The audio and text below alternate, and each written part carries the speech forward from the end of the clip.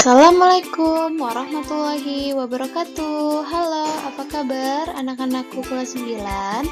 Berjumpa lagi bersama Bu Tina di dalam video pembelajaran ketiga Bahasa Indonesia. Bu Guru harap kalian masih dalam keadaan sehat walafiat dan tetap semangat. Untuk mempersingkat waktu, yuk kita simak video berikut.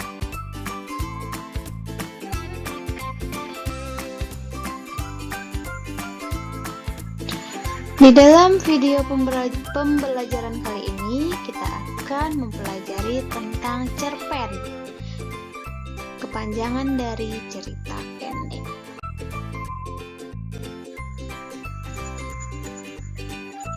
Apa yang dimaksud dengan cerpen? Cerita pendek atau cerpen adalah salah satu karya sastra fiksi.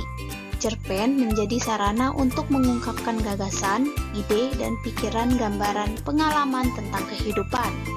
Semakin banyak kamu membaca cerpen, akan semakin banyak pula kamu memahami berbagai kehidupan masyarakat. Berikutnya ciri-ciri cerpen. Yang pertama, panjang karangan lebih dari 10 halaman. Yang kedua, cerpen hanya ada satu peristiwa yang menguasai jalan cerita. Yang ketiga, terdapat konflik tetapi tidak menimbulkan perubahan nasib pelaku. Yang keempat, hanya mempunyai satu alur. Dan yang kelima, perwatakan tokoh dilukiskan secara singkat.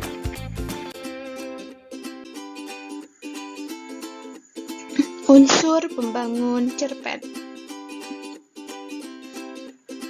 Unsur pembangun teks cerpen terbentuk atas 6 komponen yang saling berkaitan.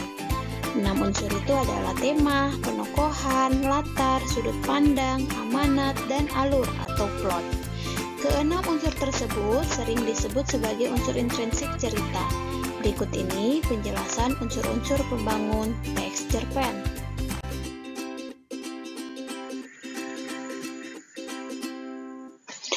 Unsur yang pertama yaitu tema cerita. Tema merupakan gagasan dasar umum yang menopang sebuah karya sastra. Tema menjadi dasar pengembangan seluruh cerita. Oleh karena itu, tema bersifat menjiwai seluruh bagian cerita itu.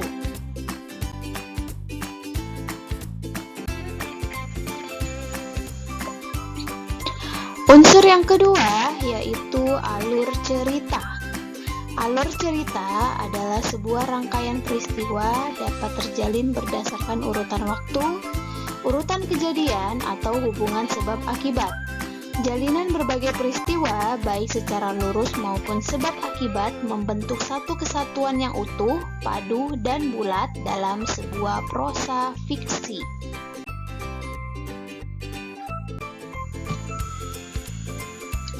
Unsur yang ketiga yaitu penokohan.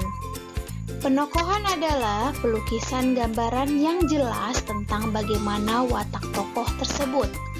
Penempatan atau pelukisannya dalam sebuah cerita pun dijelaskan sehingga sanggup memberikan gambaran yang jelas kepada pembaca.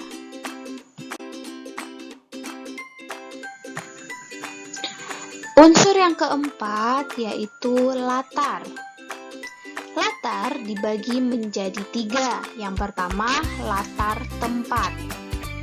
Latar tempat mengacu pada lokasi terjadinya peristiwa yang diceritakan di dalam karya fiksi. Yang kedua, latar waktu. Latar waktu berhubungan dengan masalah kapan, menunjukkan pada waktu terjadinya peristiwa yang diceritakan dalam sebuah karya fiksi. Yang ketiga, latar sosial. Latar sosial mengacu pada hal-hal yang berhubungan dengan perilaku sosial masyarakat di suatu tempat yang diceritakan dalam karya fiksi.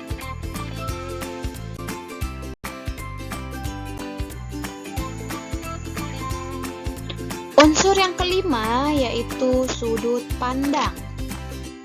Sudut pandang memandang adalah cara penulis memandang tokoh-tokoh cerita dengan menempatkan dirinya pada posisi tertentu. Umumnya, penulis menempatkan dirinya pada posisi orang ketiga dengan menggunakan kata ganti dia, atau orang pertama dengan menggunakan kata ganti orang pertama, aku, atau saya.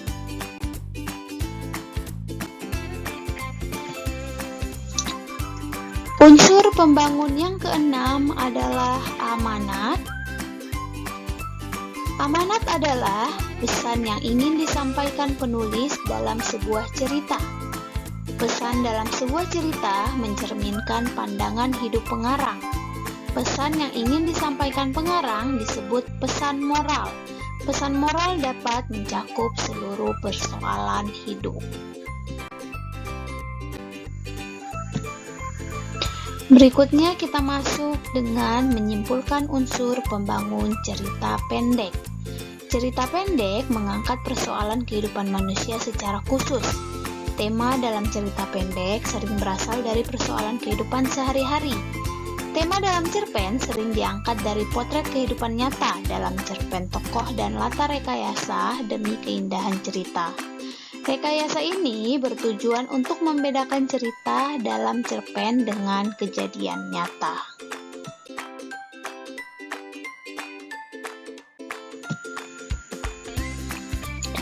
Alhamdulillah, itu tadi video pembelajaran modul ketiga tentang cerita pendek atau yang sering disingkat dengan cerpen.